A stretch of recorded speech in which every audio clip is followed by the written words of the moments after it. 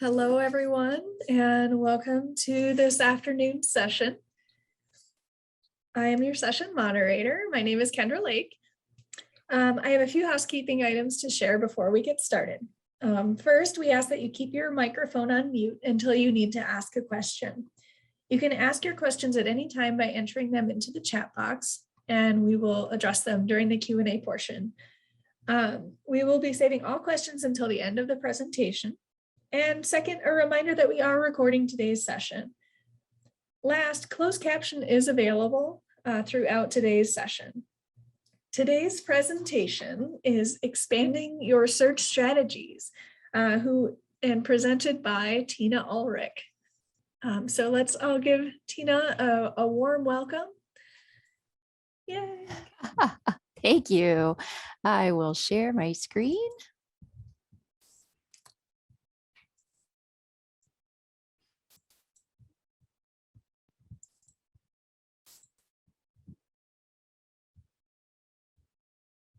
Okay.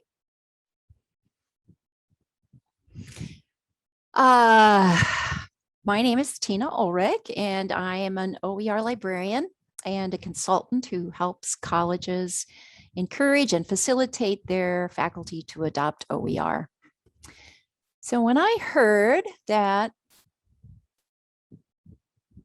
the theme for the conference today was going to be building bridges, my mind immediately went to how librarians very often act as the bridges between faculty and OER adopters. Our work in the OER realm is very important, and the better we become at locating and vetting educational resources, the more likely our faculty are to see the merits of free and open text materials. So this is usually where we start, right? This is how we would like it to work. Instructors would like to have a single textbook that they could just swap out for their expensive commercial textbook. They would like it to cover the same things and have the same kinds of ancillaries that publishers give them. And they would like it to be peer reviewed. They want to know what other faculty have thought about it and whether or not other faculty are using it. So this is our best case scenario here, right? We have a $200 psychology textbook by Macmillan or Gale or whoever it is that does that. And we would like it to just be swapped out for the OpenStax books, say, because the OpenStax books, of course, are peer reviewed, they have ancillaries, and they cost $0. So that's how we would like it to work. And so that's where we start, right? We start looking for books, textbooks, and we look in the usual places. And you're all familiar with these. OpenStax, of course, for high enrollment courses. OpenStax has, I think, over 40 books now, and got a huge Hewlett grant for to double their number of textbooks. So there are more on the way. You might look in OASIS. OASIS is SUNY Geneseo's OER Google, kind of, the search function. It searches all of the resources at once. So that might be another place to look. Limit your search to textbooks. And of course, we would look in OER Commons and Merlot. So those are kind of the standard places we would go looking for a book.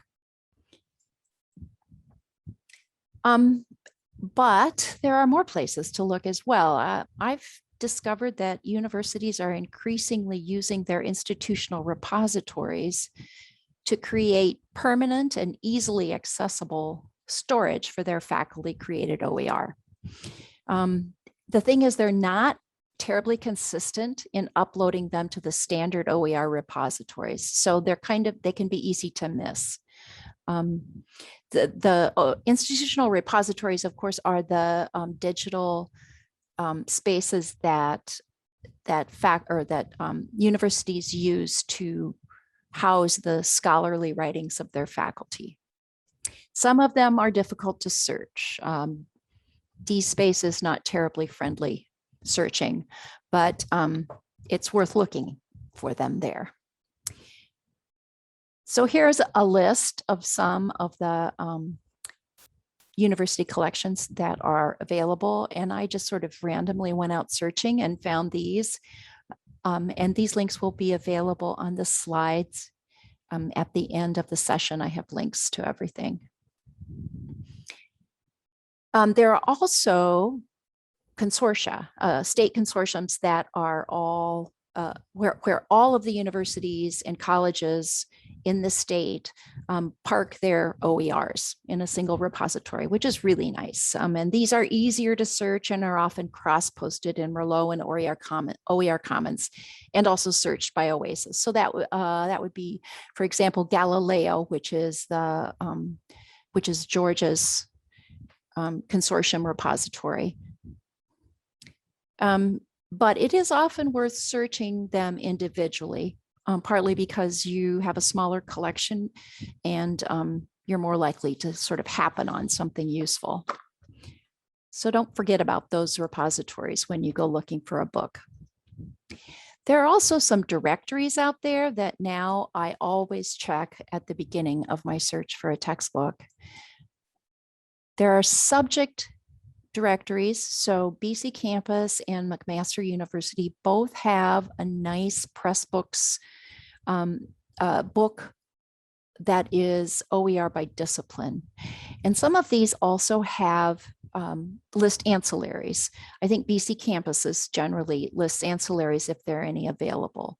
So I always check these two books. And then Pressbooks recently, within the last year, I guess, has a directory. And the thing with this one is that they aren't all Creative Commons licensed, so you do need to be careful about that. But you are able to filter by license in the search tool. So these are excellent places to look as well. And with the ancillaries, there are no shortcuts with this, and I'm sure you've discovered that if you've gone out looking for slides or exam questions, videos or exercises or whatever. OpenStax, of course, has ancillaries. If you get an instructor account, you can have access to their ancillaries. Galileo tends to have ancillaries listed along with the textbooks.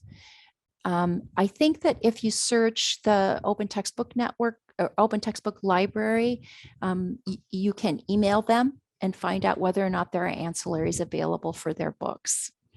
So also search the subject directories and then also employ the search strategies that we're going to talk about. In the following slides. So this is how it usually works, right? You look and look, and there is no single book. So what do you do when there simply isn't an OER textbook for an instructor who wants to trade their commercial textbook for an OER? Well, this is the most likely scenario. If there is no single textbook, your next step is to break it down. Ask the instructor for a course outline. Search OER sites using more granular subject terms. So instead of searching for schizophrenia, you're going to search for you're going to search for schizophrenia rather than mental illness. So you're going to go for the smaller topics. And you will end up with a variety of things, some from the library, some from the web, and some from OER resources. When you're doing this searching, I've kind of laid it out in the way that I usually do it. Start by searching the OER repositories for modules or readings or slides or whatever that cover the topic that your instructor wants to cover. And I have found that the best way to do this is using Google Advanced Search. Google Advanced Search allows you to do the usual Boolean searching here, find pages with all of these words, exact word or phrase, any of these words, none of these words. So this is the way librarians are accustomed to searching. But it also, if you scroll down a bit, you can also filter by usage rights. So if you fill this part out and click not filtered by license, you will get a list of results, most of which are licensed under community or Creative Commons licenses. But always check the license anyway, because this is, of course, the searching and the results are done by, machines, not by human brains. So you always have to make sure that that you check the license. And the license is usually either listed, if you scroll down to the bottom of the page, you might see a Creative Commons icon. If it's not there, then you can go to Terms of Use and just do Control F for Creative Commons and see if it comes up that way. Sometimes it takes a little digging to find it. Okay, for example, this is something I discovered when searching for videos about certain topics for a microeconomics course. This did not show up in an OASIS search using microeconomics, and it only came up in Merlot if I searched by the instructor's name. It did come up in OER Commons, but it was buried in various versions of the OpenStax course. So I don't know if I would have found it in the end there. This is Marginal Revolution University is from George Mason University, and it was started in 2012 by the authors of the Macmillan Learning Microeconomics text. So totally legit, more than 900 videos, and everything on the site is CC by ND. So this was a real find, and one I would not probably have found using the usual OER search strategies. So it's always good to be aware of the public domain.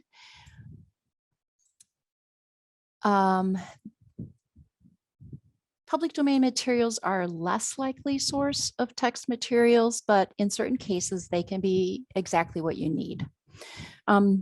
Gutenberg and Internet Archive are marginally useful as text materials. Most of the materials are old and, of course, in the public domain. Gutenberg has 60,000 free ebooks. And Internet Archive lets you set up an account and then lets you download some titles, but mostly they're digital loans, and they're anywhere from an hour to 2 weeks. But that doesn't really do you much good if you are having a group of students use them simultaneously. And Internet Archive does have a textbook collection, but they're older editions and they check out by the hour. However, for literature, political science, and history, these collections are a potential source for primary source readings. For example, for a course in the history of political thought, I was able to find the text of writings by John Locke. And this is a downloadable free version that can help replace a commercial collection of readings that might be used in a history of political science course. There are a couple of potential problems. This one in particular offers, you can download it in a lot of formats. You can download it to your Kindle or as an EPUB or as a PDF. But sometimes you find a particular text that that's exactly what you want, but the formatting is not user-friendly, it's ugly, or it's a bad scan, and you kind of hate to make students read it. Sometimes there have been bad fonts that were almost unreadable as far as I was concerned. And the other thing you need to check for sure is that professors tend to be kind of picky about the translations that they want to use, and which makes sense. So if the reading is in another language, you want to be sure that the translation is appropriate. If you get a 19th century translation of a Roman text, it may not be accessible to students.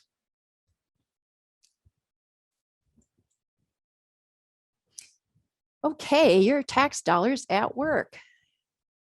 The federal government produces excellent resources on lots and lots of different topics, and there are several ways to find these. You can use, you can search USA.gov, or if you want to, you can use Google Advanced Search, of course, and search by domain. Or if you just add site:/.gov to your search string, to your words search terms, that will also limit to only government documents. Another thing you can do is go to the website of the government department that is most closely related to your course topic. So if you're searching for information for an education course, go to the Department of Education. If you're doing international relations, go to the State Department. Sometimes that works better. Oh, and I wanted to mention too, Oakland Community College Library has an excellent OER LibGuide, and somebody put in lots and lots of work on the government sources page. So bookmark that somewhere. And in fact, that's often where I start when I'm looking for government resources.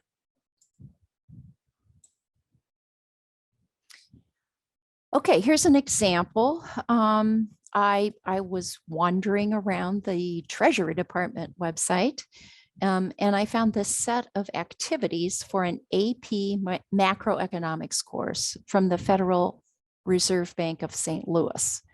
And again, these are things that don't generally show up in standard OER searches, but they're high quality educational materials. They're created by educators and they're free to use. These lessons even require verified accounts for instructor resources to prevent cheating. Well worth the effort for searching these government sites. A word of caution, however, if a .gov search is going to bring back state and local government resources as well as federal resources. So, and only a few states' publications are in the public domain, and a lot of them have really hard to figure out licenses on them. So you will want to use, if you want to use something from another state, you'll need to check the license or ask for permission depending on the situation. And here is a nice resource from the Harvard Copyright Center that you can hover on the state and it will show you how their state publications are licensed. Okay, there are lots of professional associations, nonprofits, museums, and other organizations that fund high quality educational materials pertaining to their areas of interest. The licenses vary, but they tend to be generous, especially when it's for educational use. They're not always CC licensed, but they're usually clearly stated. And you can always contact the organization in order to check on permission. So all of the librarians will remember the Encyclopedia of Associations. This is Gale's, I don't know if it's an annual, or it used to be an annual publication, maybe not quite annual, but a very, very useful tool. And we have access through Michigan Electronic Library to this resource. So I have made use of it. You can just use Google to find organizations related to a particular field. You can use the Encyclopedia of Associations. Another thing you can do is ask your faculty member, because they're going to be familiar with all of the nonprofits, professional organizations, museums, whatever, that are in their field. So they will be able to give you, guide you in the right direction.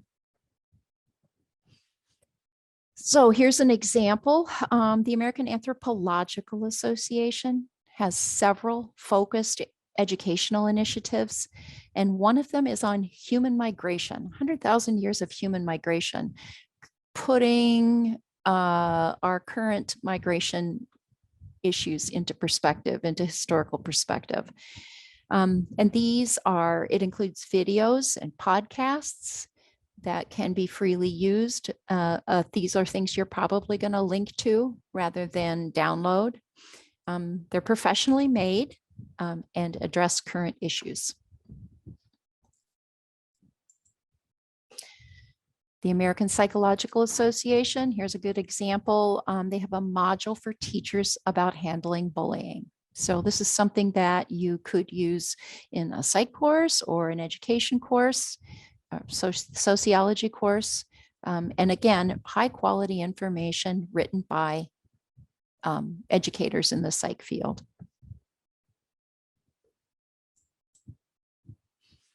And then there are museums. You can use Google, or the Encyclopedia of Associations also has museum sites in it. You can search for museum sites that are related to your subject, and you'd be amazed at the number of museums out there. And a lot of them have just wonderful websites. The Smithsonian has really good educator resources that are easy to find. It's just one tab on their site. This is one that has, it's chapter 2, Native languages. So this is a big series about Native Americans, but it has recorded recordings of different languages. So you can actually hear the languages as they are spoken. And it also has an audio component that will read the slides to anyone looking at them. So just really high quality stuff. Smithsonian materials, I'm not sure what the licensing is on them. However, these are things that you're usually going to link to anyway, just because they're large, visual, interactive, and you wouldn't want to download them anyway. Museum sites are especially good for courses on fashion, photography, art history, and other subjects that require a large number of high quality images. So this is just a slideshow of all of these Dior creations with information about them. And so if you have a topic like this where there are lots of colored pictures in the commercial textbook, you can replace them and then some with museum sites.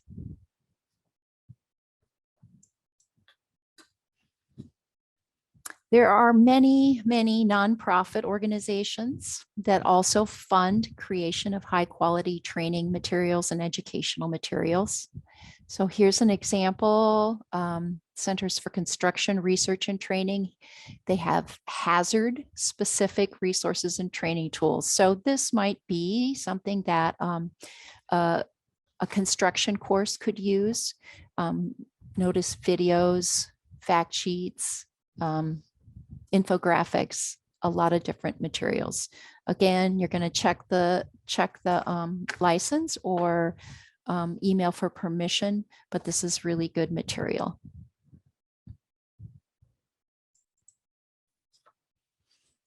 And then there are think tanks. A think tank is an organization that gets together a group of interdisciplinary scholars and to perform research on particular topics or policies or issues. So think Pew Research, Brookings Institution, American Enterprise Institute, Cato, like that. You hear them quoted on the news all the time.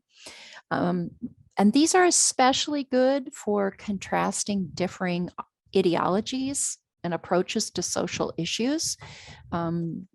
Would make great discussion forums to read information on the same topic from two different think tanks. I thought this was a really interesting study by Pew Research. They analyzed the online sermons, and they did things like analyzing what words they used most often and how long they were. And in order to just sort of take a snapshot of religious life in America right now. Up to date, challenging, great discussion fodder. Okay, fourth choice is fair use. And I don't know if you missed the presentation on Code of Best Practices. I want you to be sure that you go back and watch it, or you can also watch the Open Textbook, Open Education Network video webinar that's linked on this slide. But always remember that copyright law provides generous exceptions for the use of copyrighted materials in education, and especially if you're going to be using them in your LMS, which is behind a password and is only available to the students during the course. And it's really important, I think, for librarians to be positive and confident about fair use, because we're counteracting decades of misinformation and fear-based decision making. And this was such a great thing that happened last winter when the American University's Washington College of Law came out with this Code of Best Practices in Fair Use for OER. I feel like this is required reading for librarians who work with OER. And I encourage you to get to know it, read it, review it, highlight it, make sure that your library colleagues know about it, and share it with faculty, because it's kind of a game changer for us. And I'm not going to say any more about it just because I am not the expert in this field, but the core of it is, if your use of a material is transformative and appropriate in kind and amount, it is likely fair use in the eyes of the law. We don't use this nearly as much as we could and as we should. Okay, so the fifth choice, and I say this because using things with permission is not as clear as something that is openly licensed or copyrighted or in the public domain or some of these other things. But people are, well, sometimes you're going to find stuff online that is copyrighted, and you would like to save it as a document and put it in the LMS rather than link to it. Because if you're going to link, for one thing, it's just not very good pedagogical practice, because as soon as a student goes out onto the web, the potential for distraction is greater. The potential for, just getting lost and not coming back is greater. So it's just better most of the time, if possible, to have things saved and in the LMS so that they can just open them in there and read them. And then you also, you risk the link breaking or the page being taken down or something like that. So in this case, you can always ask permission from the author. And I have found that generally people are happy to share their work with students. I've only been turned down once, and I've asked many times. So tell the author who you are, where you work, who's teaching the course, in case they want to Google the professor and make sure that this person is legit. and then tell them how the material is going to be made available to students. So if you tell them it's password protected, it's only available during the span of the course.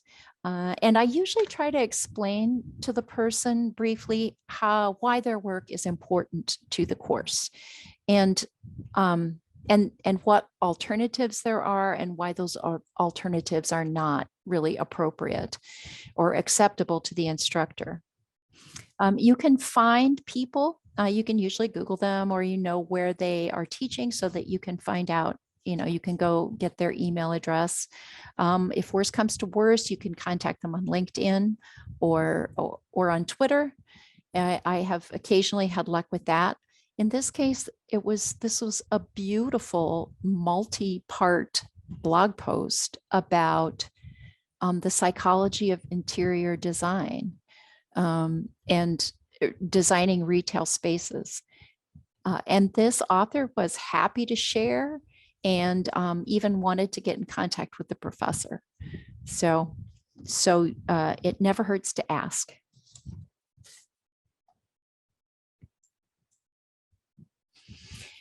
Okay, so then you need to report your findings to your faculty member. So for each resource that you find, try to include a 1 or 2 sentence summary. Give them the name of the college or university affiliation of the author, because that means something to them, and the number of pages, so they know if they're dealing with 3 pages or 50 pages. And then also note the license and a brief explanation, because they're not going to remember CC BY ND NC. So it helps if you can just tell them briefly what the license means. I've used several different forms of documents for reporting. I've used a spreadsheet, and I'm not going to link out to it right now, but the link is here, and you will be able to look at it. And it's a template, so you can make a copy of it and download it and use it any way you want to. And then Abby Elder from Iowa State University has created an OER content sharing document, which is much more extensive. And it also is a template. You make a copy of it, and then you just fill in the information that you want to pass along to the faculty member. And it's a kind of an impressive document. My spreadsheets are a mess, generally speaking, but if you fill out this OER content sharing document and send it to a faculty member, they're going to sit up and take notice, because it looks nice.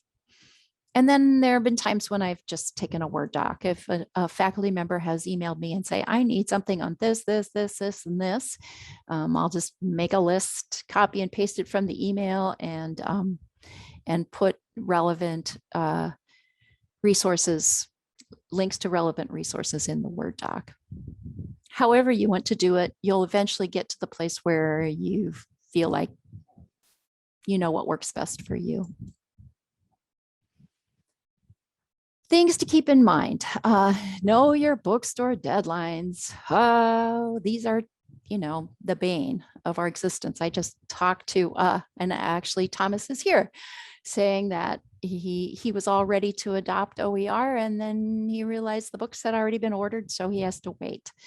So know your bookstore's deadlines. They're usually like February, March for the fall, maybe even for the spring. So you need to get this information to your faculty before that, so that they can make the decision and say, no, I don't need my book. Don't order my book. I'm going to use OER. Give them lots of choices. We are librarians, we are not faculty, and we don't know what's going to work with their students. So give lots of choices so they can make the decision that will work best for them. And if you get stuck, don't be stuck.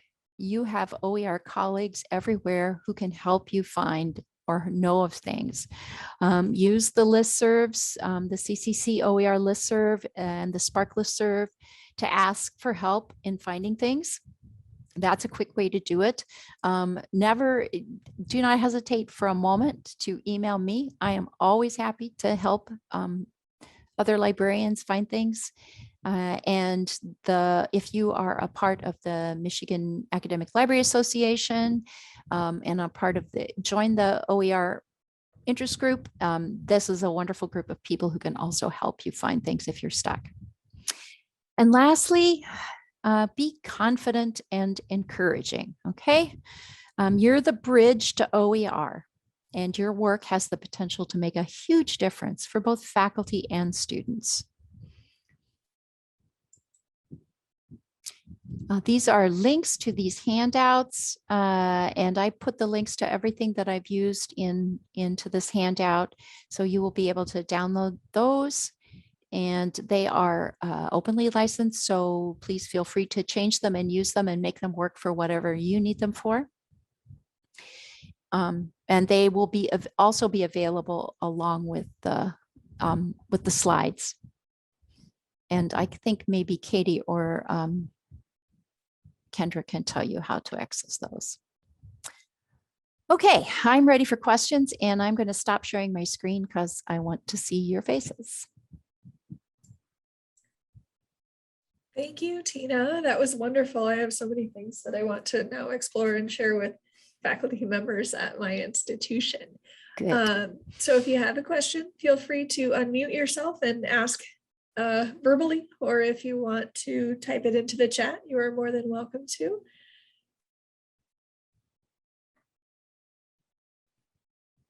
I had a question about, you mentioned don't be afraid to ask permission for copyrighted materials. What would you recommend, like if I wanted to ask for someone for permission to use their work, what would you recommend that how would you recommend I go about that? What would I say?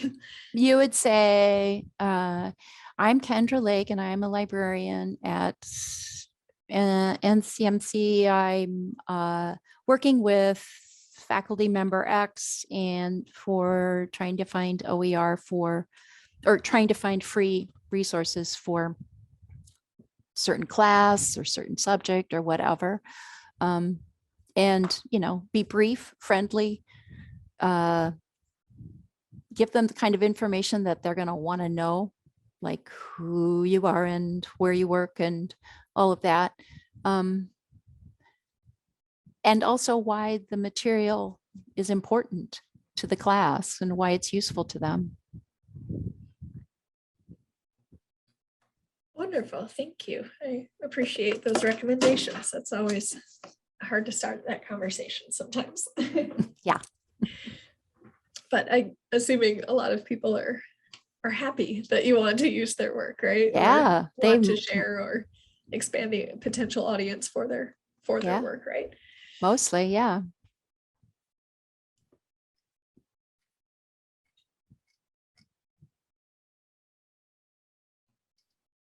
So do we have any other questions off the top of your heads?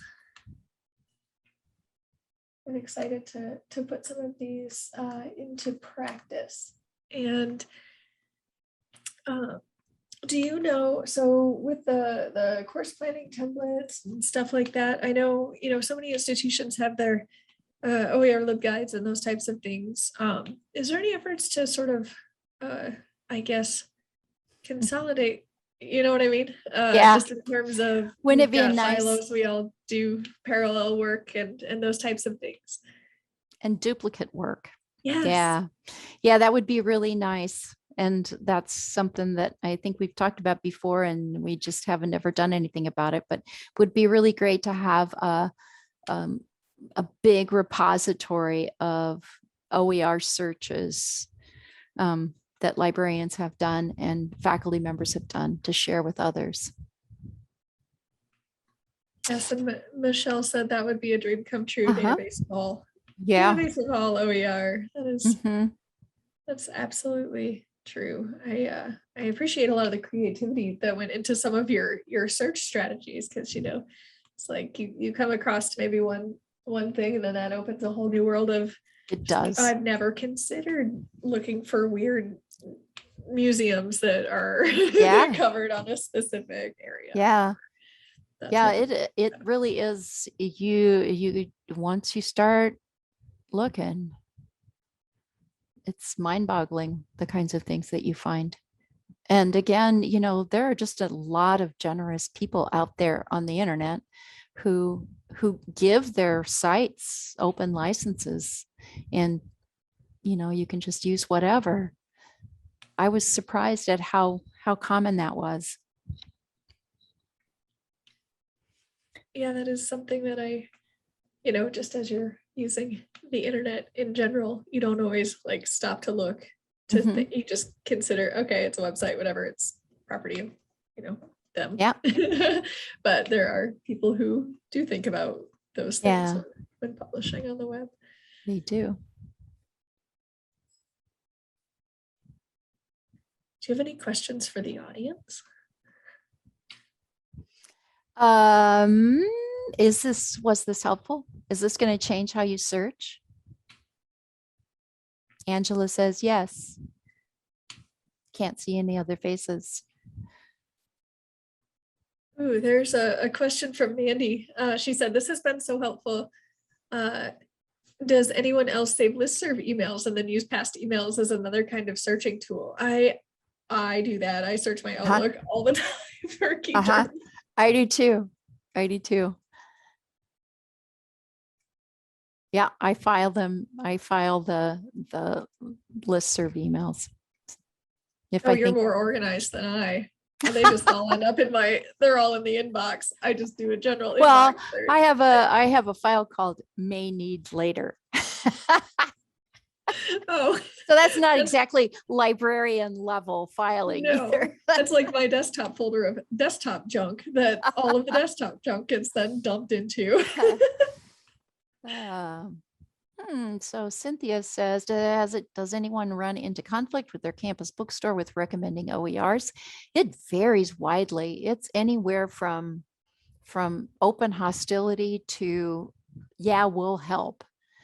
So it just sort of depends on your bookstore. It depends on whether whether it's an institutionally run bookstore or if it's begrudging or if it's outsourced to Follett or Barnes and Noble or whatever. So, and but I've met a Barnes and Noble bookstore rep or head who's just all about OER. And so it just varies widely. I do have a quick question, if you can hear me. I can. Okay. So my group and I are doing an OER for history, particularly US history, early and modern. And so what are some strategies potentially for, let's say you find a document that you like, but it's on a website, you're not really too sure about the copyright or something like that. How effective have you had to deal with anything like that, of maybe finding it in another location or another source, another way like that, to make it so that you can get access to it without that sort of type of problem? And what are some strategies used there? Yeah, it happens a lot, because the fact is that people have been sharing educational materials forever, and long before there was a Creative Commons, or long before people even paid attention to copyright. So that's pretty sketchy. And if you can't find anybody to ask, then go ahead and use it, and just, make a record of the efforts that you made to find out where it belongs and who owns it. So it's, it's an orphaned work, they call them. But as long as you have made a good faith effort to find out, and you have been able to, then by all means use it. I guess another kind of follow-up question related to that: if you have, like, say, an historical primary source that you have, and somebody's like shared it on a website or something like that, and how would you go about possibly using that? Like, could you like potentially find the actual Yeah, original. different Mhm. citation or something like that. That's what I would do. Okay. Yeah, I would go to the Library of Congress Mhm. website or Yep. some other historical repository Mhm. and see if you can find. It's always best if you can track down the original. Okay. Awesome. Yeah, if send it to me, I'll look. Well, we have actually one of our librarians is working with us, so I just thought that would be Good. I think so. Yeah. Thank you.